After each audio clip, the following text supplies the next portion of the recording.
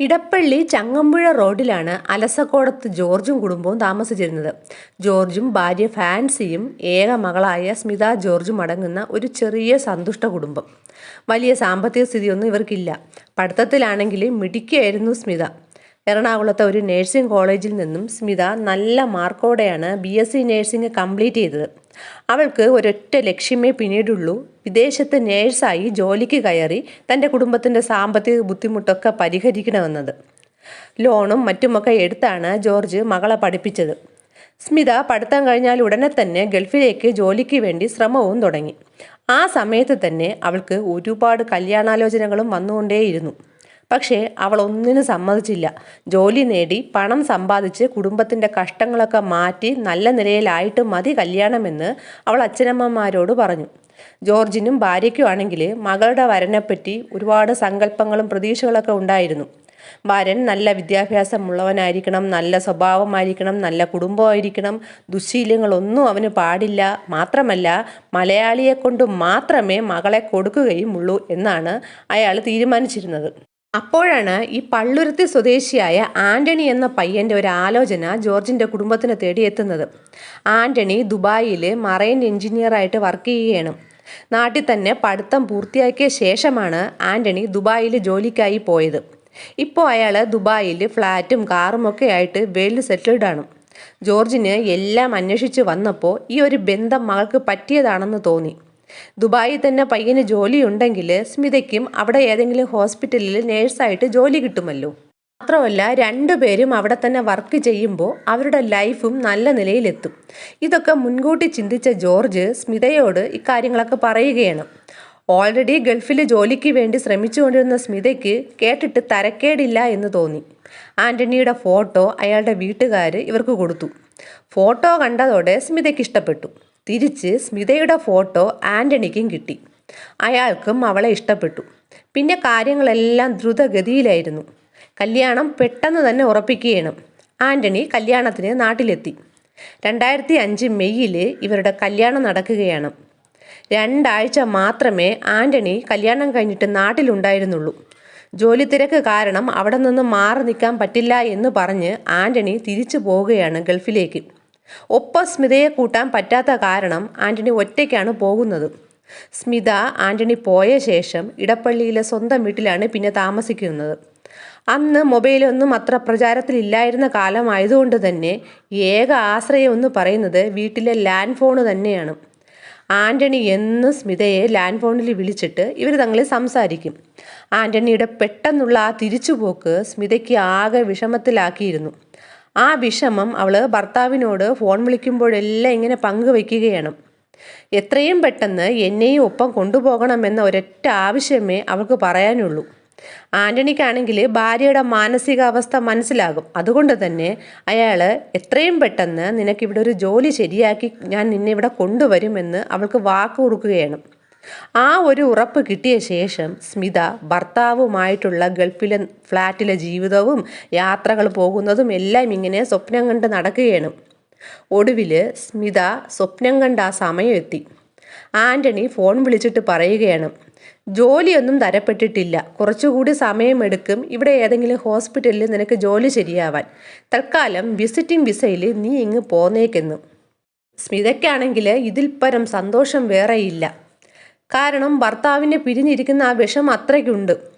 അങ്ങനെ ഭർത്താവുമൊത്ത് അടിച്ചു പൊളിച്ച് ജീവിക്കാനായിട്ട് സ്മിത 55 ദിവസത്തെ വിസിറ്റ് വിസയിൽ ദുബായിലേക്ക് പറന്നു.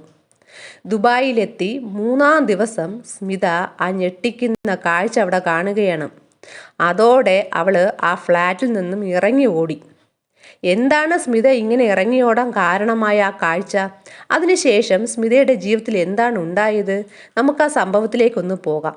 ക്രൈം ത്രില്ലർ സ്റ്റോറീസ് കേൾക്കാൻ താല്പര്യമുള്ളവരാണ് നിങ്ങളെങ്കിൽ എൻ്റെ ഈ ചാനൽ ഒന്ന് സബ്സ്ക്രൈബ് ചെയ്യണേ. ഈ വീഡിയോയ്ക്ക് ഒരു ലൈക്കും ഹൈപ്പും തരൂ. Welcome back to Sheeja's creations. ദുബായിൽ എത്തിയ സ്മിത എത്തിയതിൻ്റെ പിറ്റേന്ന് ജോർജിനെ ഫോൺ വിളിക്കുകയാണ്. മകളുടെ സംസാരത്തിൽ ആകെ ഒരു പതർച്ച. നിനക്ക് സുഖമാണോ എന്ന് ചോദിച്ചതിൽ സ്മിത പറഞ്ഞത് ഇങ്ങനെയാണ്: എനിക്ക് കാര്യങ്ങളൊന്നും അത്ര സുഖമായിട്ട് ഇവിടെ തോന്നുന്നില്ല പപ്പ, മനസ്സിന് ഒരു സുഖവുമില്ല. ഇത് കേട്ട ജോർജ് എന്താണ് പ്രശ്നം എന്ന് പല തവണ ചോദിച്ചിട്ടും അവൾ ഒന്നും വിട്ടു പറഞ്ഞില്ല. അച്ഛനെ സ്മിത വിളിച്ചതിൻ്റെ പിറ്റേന്ന് ആൻ്റണി ഇന്ത്യൻ കൗൺസിലേറ്റിൽ ഭാര്യയെ കാണാനില്ല എന്നും പറഞ്ഞ് പരാതിയുമായി എത്തുകയാണ്. അയാൾ ഒരു തെളിവും കൂടെ അവിടെ ഹാജരാക്കി. ഞാൻ എനിക്കിഷ്ടമുള്ള ആളിനൊപ്പം പോവുകയാണ്, എന്നെ അന്വേഷിക്കണ്ട എന്ന് പറഞ്ഞ് സ്മിത ആൻ്റണിക്ക് എഴുതിയ കത്തുമായാണ് അയാൾ അവിടെ എത്തിയത്. മാത്രമല്ല അയാൾ ഒരു കാര്യം കൂടി പറയുകയാണ്. അവളുടെ രഹസ്യബന്ധം ഞാൻ ഇന്നലെ പിടിച്ചു. അത് അവൾ നേരിട്ട് കണ്ടു. അവളും ഞാനും വഴക്കായി. അതിനുശേഷമാണ് അവൾ ഈ ലെറ്റർ എഴുതി വെച്ച് മുങ്ങിയത്. അവൾ എന്നെ വഞ്ചിച്ചു എന്നാണ് അയാൾ പറഞ്ഞത്. അവൾക്കെതിരെ വഞ്ചനാക്കുറ്റം ചുമത്തണമെന്നും പറഞ്ഞ് ആൻ്റണിയുടെ ഒരു നിപ്പായിരുന്നു അവിടെ. ഇതിൻ്റെ രേഖകളോടെ ഈ കേസ് ദുബായ് പോലീസിന് കൈമാറി. ദുബായ് പോലീസിന് എത്ര തിരഞ്ഞെങ്കിലും സ്മിതയെ കണ്ടെത്താനായില്ല. ഈ വിവരമൊക്കെ സ്മിതയുടെ അച്ഛനമ്മമാരെയും വിളിച്ച് ആൻ്റണി അറിയിക്കുകയാണ്. അയാൾ പറഞ്ഞത് ഇങ്ങനെയാണ്: നിങ്ങളുടെ മകളുടെ രഹസ്യബന്ധം ഞാൻ കയ്യോടെ പിടികൂടിയെന്ന് അവൾ കണ്ടു. അന്ന് തന്നെ അവൾ ഒളിച്ചോടിപ്പോയി. എന്നാൽ ഇത് വിശ്വസിക്കാൻ ജോർജും ഫാൻസിയും തയ്യാറല്ല. കാരണം മകൾ അങ്ങനത്തെ ഒരു സ്വഭാവമുള്ള ഒരുത്തിയല്ല. അവർ ലോക്കൽ പോലീസിൽ മകളുടെ മിസ്സിങ്ങിന് പിറകിൽ ഇവരുടെ ഭർത്താവായ ആൻ്റണിയെ സംശയമുണ്ടെന്നും അവൾ ഇന്നലെ വിളിച്ചപ്പോഴും അതിൻ്റെ സൂചനകളൊക്കെ ഞങ്ങൾക്ക് തന്നിരുന്നു എന്നും പറഞ്ഞ് കേസ് കൊടുക്കുകയാണ്. പക്ഷേ കേസ് ദുബായ് പോലീസിൻ്റെ അണ്ടറിലായതുകൊണ്ട് തന്നെ കേരള പോലീസിന് ഒന്നും ഒരു ചുക്കും ചെയ്യാൻ സാധിച്ചില്ല. മാസങ്ങളും വർഷങ്ങളും കടന്നുപോയി. 2005 കാണാതായ സ്മിതയുടെ കേസ് 2008 കേരള ഹൈക്കോടതി ഇടപെടുകയാണ്. ആ ഇടപെടലിൻ്റെ ഫലമായിട്ട് ദുബായ് പത്രങ്ങളിൽ സ്മിതയുടെ മിസ്സിംഗ് പോസ്റ്ററുകളും മറ്റുമൊക്കെ പ്രസിദ്ധീകരിച്ചു. പക്ഷേ യാതൊരു ഫലവും ഉണ്ടായില്ല. ഇതിനിടയ്ക്ക് ആൻ്റണി നാട്ടിലെത്തുകയും തന്നെ വഞ്ചിച്ചു പോയതാണ് ഭാര്യയെന്നും തനിക്ക് ഡിവോഴ്സ് വേണമെന്നും പറഞ്ഞ് അയാൾ കോടതിയിലെത്തുകയും ചെയ്തു. സ്മിത എഴുതിയെന്ന് പറഞ്ഞ് ആ കത്തും അയാൾ കോടതിയിൽ ഹാജരാക്കുകയാണ്. അയാളുടെ ആവശ്യം ന്യായമാണെന്ന് കരുതി കോടതി അയാൾക്ക് ഡിവോഴ്സ് അനുവദിച്ചു. ഡിവോഴ്സ് കിട്ടി മാസങ്ങൾക്കുള്ളിൽ തന്നെ ആൻ്റണി ലണ്ടനിൽ ജോലിയുള്ള ഒരു സ്ത്രീയുമായിട്ട് കല്യാണം കഴിക്കുകയാണ്. ലണ്ടനിലേക്ക് അയാൾ ഭാര്യയ്ക്കൊപ്പം ചേക്കേറുകയും ചെയ്തു. ഈ ഒരു പ്രവൃത്തി ജോർജിനും ഫാൻസിക്കും അയാളിലോട്ടുള്ള സംശയം കൂട്ടുകയാണ്. മാത്രമല്ല അതിനേക്കാളൊക്കെ ഉപരി സങ്കടമുണ്ടാക്കുകയും ചെയ്യുകയാണ് ആ മാതാപിതാക്കൾക്ക്.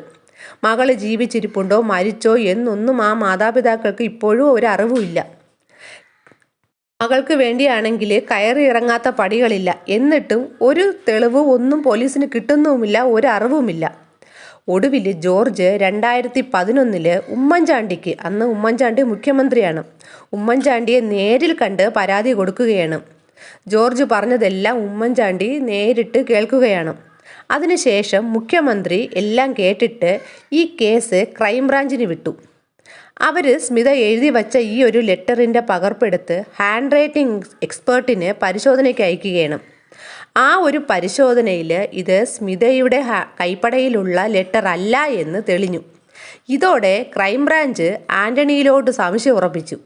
പിന്നീട് ക്രൈംബ്രാഞ്ച് ആൻ്റണിയുടെ അച്ഛനമ്മമാരിൽ നിന്നും അയാൾ നാട്ടിലോട്ട് അവർക്ക് എഴുതിയ ചില കത്തുകളൊക്കെ എടുക്കുകയാണ്. എന്നിട്ട് ഇതും ഹാൻഡ് റൈറ്റിംഗ് എക്സ്പേർട്ടിന് കൊടുത്തു.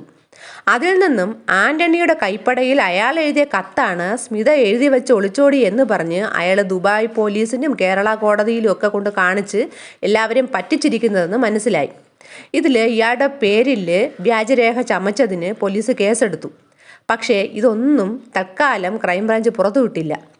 എന്തെന്ന് വെച്ച് കഴിഞ്ഞാൽ ഇയാളെ എങ്ങനെയെങ്കിലും നാട്ടിൽ കിട്ടണം. ലണ്ടനിൽ ഇയാൾ ഭാര്യയ്ക്കൊപ്പം താമസിക്കുന്നത് അറിഞ്ഞിട്ട് ഇയാൾ അവിടെ നിന്നും നാട്ടിലെത്തിക്കാനുള്ള ശ്രമമായിരുന്നു പിന്നെ ക്രൈംബ്രാഞ്ചിൻ്റേത്. അതിനായിട്ട് ഈ കേസ് അന്വേഷണം നിർത്തുകയാണെന്നും നിങ്ങൾ നിരപരാധിയാണെന്ന് തെളിഞ്ഞെന്നും പറഞ്ഞിട്ട് ക്രൈംബ്രാഞ്ചിലെ തന്നെ ഒരു ഉദ്യോഗസ്ഥൻ ആൻ്റണിയെ വിളിക്കുകയാണ്. ഈ കേസ് ക്ലോസ് ചെയ്യാനായിട്ട് നിങ്ങളുടെ ഒരു സൈൻ ആവശ്യമുണ്ടെന്നും പറഞ്ഞു. അതിനെന്ത് വരാമല്ലോ എന്ന് പറഞ്ഞ് 2015 അയാൾ നാട്ടിലെത്തി. എയർപോർട്ടിൽ വച്ച് തന്നെ, അതായത് നെടുമ്പാശ്ശേരി എയർപോർട്ടിൽ വച്ച് തന്നെ പോലീസ് ആൻ്റണിയെ അറസ്റ്റ് ചെയ്തു. ഉടനെ തന്നെ അയാളെ നുണപരിശോധനയ്ക്കും വിധേയനാക്കി. എന്നിട്ടും സ്മിതയ്ക്ക് എന്ത് പറ്റിയെന്ന് അയാളിൽ നിന്ന് മനസ്സിലാക്കാൻ സാധിച്ചില്ല. ഈ ബ്രെയിൻ മാപ്പിംഗ് എന്ന് പറയുന്നതൊക്കെ ചെയ്ത് നോക്കിയിട്ടും ഒന്നും കിട്ടുന്നില്ല. 85 ദിവസം ആൻ്റണി ജയിലിൽ കിടന്നു. അതിനുശേഷം കേരളം വിടരുതെന്ന നിബന്ധനയിൽ ഇയാൾക്ക് ജാമ്യവും കൊടുത്തു. ആ ഇടയ്ക്കാണ് സ്മിതയുടെ ഒരു ബന്ധുവായ ജോൺസൺ CBIക്ക് മുന്നിൽ എത്തുന്നത്. അയാൾ പറഞ്ഞത് ഇങ്ങനെയാണ്: ഞാനും ദുബായിലാണ് ജോലി ചെയ്യുന്നത്. സ്മിതയെ കാണാനില്ലെന്നറിഞ്ഞ് അവളുടെ അച്ഛൻ ജോർജ് എന്നെ വിളിച്ചിരുന്നു. അങ്ങനെ സ്മിതയെപ്പറ്റി അന്വേഷിക്കാനായിട്ട് ഞാൻ ആൻ്റണിയുടെ ഫ്ലാറ്റിൽ ചെന്നപ്പോൾ അവിടെ കണ്ടത് ആൻ്റണിക്കൊപ്പം ദേവയാനി എന്ന് പറയുന്ന ഒരു സ്ത്രീ അവിടെ ഉള്ളതാണ്. അവൾ അവിടുത്തെ ജോലിക്ക് നിൽക്കുന്ന പെണ്ണാണെന്നാണ് ആൻ്റണി പറഞ്ഞത്. ദേവയാനി എന്നോട് എന്തൊക്കെയോ പറയാൻ ശ്രമിച്ചതും ആൻ്റണി അത് തടഞ്ഞു. മൊത്തത്തിൽ അയാളിലോട്ട് സംശയം തോന്നിയ ഞാനും അയാളും തമ്മിൽ നല്ല വഴക്കും പിന്നെ ഇത്തിരി കയ്യാങ്കളിയൊക്കെ അവിടെ നടക്കുകയും ചെയ്തു. അന്ന് ആ ബഹളമൊക്കെ കേട്ടിട്ട് അയൽപക്കക്കാർ പോലീസിനെ വിളിച്ചു വരുത്തി ഞങ്ങളെ 3 പേരെയും പോലീസ് അറസ്റ്റ് ചെയ്തു. അപ്പോഴാണ് ദേവയാനി രേഖകളൊന്നുമില്ലാതെയാണ് ദുബായിൽ തങ്ങുന്നതെന്ന് ദുബായ് പോലീസ് കണ്ടുപിടിച്ചത്. അവളെ തിരിച്ച് അവർ ഇന്ത്യയിലേക്ക് അയച്ചു. പിന്നെ എനിക്ക് ഒന്നും അറിയില്ല, ഞാൻ ദേവയാനിയെ കണ്ടിട്ടുമില്ല. ഇത്രയും കേട്ട ക്രൈംബ്രാഞ്ച് ദേവയാനിയെപ്പറ്റി അന്വേഷിച്ചപ്പോഴാണ് കണ്ണൂർ സ്വദേശിയായ അവള് UAE-യിൽ നിന്നും ഇന്ത്യയിൽ എത്തിയ ശേഷം പിന്നീട് ആനി വർഗീസ് എന്ന പേരിൽ കള്ള പാസ്പോർട്ടൊക്കെ ആയിട്ട് കുവൈറ്റിലേക്ക് പോയെന്ന് അറിയുന്നത്. പിന്നീട് ക്രൈംബ്രാഞ്ച് ഇങ്ങനെ കാത്തിരിക്കുകയാണ് ദേവയാനിയെപ്പറ്റി വല്ലതും കിട്ടാൻ വേണ്ടിയിട്ട്. കുറച്ച് മാസങ്ങൾക്ക് ശേഷം ദേവയാനി നാട്ടിൽ ലീവിനെത്തുന്ന വിവരം ക്രൈംബ്രാഞ്ച് അറിഞ്ഞു. അറസ്റ്റ് ചെയ്തു കൊണ്ടുവന്ന് പോലീസ് ചോദ്യം ചെയ്യുകയാണ്. അപ്പോഴാണ് ദേവയാനി അതിൽ പറഞ്ഞത് ഇങ്ങനെ: സ്മിത നാട്ടിൽ വന്ന് പിറ്റേന്ന് എന്തൊക്കെയോ പ്രശ്നം പറഞ്ഞിട്ട് അവർ 2 പേരും തമ്മിൽ നല്ല വഴക്കായി. അന്ന് ആൻ്റണിയുടെ 2 മലയാളി കൂട്ടുകാരും ആ ഫ്ലാറ്റിൽ ഉണ്ടായിരുന്നു. അതിനിടയിൽ ആൻ്റണി കത്തി കൊണ്ട് സ്മിതയുടെ കയ്യിൽ വെട്ടി. രക്തം വാർന്ന് കരഞ്ഞുകൊണ്ട് നിന്ന സ്മിതയെ കണ്ടതും ഞാൻ പേടിച്ച് വിറച്ച് അവിടെ നിന്ന് ഇറങ്ങി ഓടുകയായിരുന്നു. 1-2 മണിക്കൂർ കഴിഞ്ഞ് ഞാൻ അവിടെ എത്തിയപ്പോൾ ആൻ്റണി മാത്രമേ അവിടെയുള്ളൂ, സ്മിതയൊന്നും അവിടെ ഇല്ല.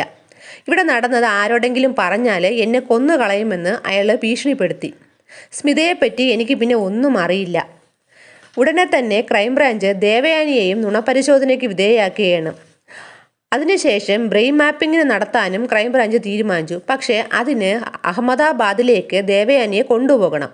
അങ്ങനെ അഹമ്മദാബാദിലേക്ക് ദേവയാനിയുമായിട്ട് ക്രൈംബ്രാഞ്ച് സംഘം ട്രെയിനിൽ യാത്ര ചെയ്യുകയാണ്. യാത്രക്കിടെ ടോയ്ലറ്റിൽ പോകണമെന്ന് അവൾ പറഞ്ഞു. വനിതാ പോലീസ് കാവൽ നിൽക്കെ ബാത്റൂമിൽ കയറിയ ദേവയാനി ഒരു അനക്കവുമില്ലായിരുന്നു അകത്ത്. അങ്ങനെ തുറന്നു നോക്കിയപ്പോൾ ദേവയാനി മരിച്ചു കിടക്കുന്നതാണ് കണ്ടത്. ആ ദേവയാനിയുടെ പോസ്റ്റ്മോർട്ടത്തിൽ പറയുന്നത് അവർ വിഷം ഉള്ളിൽ ചെന്നാണ് മരിച്ചതെന്നാണ്. ഇവർക്ക് സ്മിതയുടെ തിരോധാനത്തിൽ വല്ല പങ്കും ഉണ്ടായിട്ടുണ്ടോ, ഇനി എന്തെങ്കിലും അവിടെ നടന്നതിൽ ഇവരും കൂടെ കൂട്ടുപ്രതിയാണോ എന്നൊന്നും ക്രൈംബ്രാഞ്ചിന് ഒരു പിടിയും കിട്ടിയില്ല. അതൊക്കെ തെളിയിക്കുന്നതിന് മുമ്പ് തന്നെ ദേവയാനി ജീവനൊടുക്കുകയും ചെയ്തു. ഇതിൽ നല്ല സംശയങ്ങൾ പലതും ക്രൈംബ്രാഞ്ചിനുണ്ടായിരുന്നു. പിന്നീട് ഈ കേസ് ജോർജിൻ്റെ ഹർജിയിൽ CBIക്ക് കൈമാറുകയാണ്. അവർക്ക് ഒന്നും കണ്ടുപിടിക്കാനാവാതെ നിൽക്കുന്നു. 2019 കടുത്ത മനോദുഃഖത്തിൽ തന്നെ സ്മിതയുടെ അച്ഛൻ ജോർജ് മരണപ്പെട്ടു. 2019 ആൻ്റണി കുറ്റക്കാരനെന്നും പറഞ്ഞ് CBI കുറ്റപത്രം സമർപ്പിക്കുകയാണ്. പക്ഷേ അയാൾക്കെതിരെയുള്ള തെളിവുകളെല്ലാം ദുർബലമായിരുന്നു. 2024 നവംബറിൽ എറണാകുളം ചീഫ് ജുഡീഷ്യൽ മജിസ്ട്രേറ്റ് വിധി പറഞ്ഞത് ഇങ്ങനെയാണ്: സ്മിത ജീവിച്ചിരിപ്പുണ്ടോ മരിച്ചോ എന്ന് ഒരു അന്വേഷണ സംഘത്തിനും ഇതുവരെയും കണ്ടുപിടിക്കാൻ കഴിഞ്ഞിട്ടില്ല. കുറ്റക്കാരൻ എന്ന് പറയുന്ന ആൻ്റണിക്കെതിരായ തെളിവുകളും സ്ട്രോങ് അല്ല. ശാസ്ത്രീയമായ പരിശോധനകൾക്കും ആൻ്റണി കുറ്റക്കാരനെന്ന് തെളിയിക്കാനായില്ല. അതുകൊണ്ട് ആൻ്റണിയെ കുറ്റവിമുക്തനാക്കുന്നു എന്നാണ് കോടതി പറഞ്ഞത്.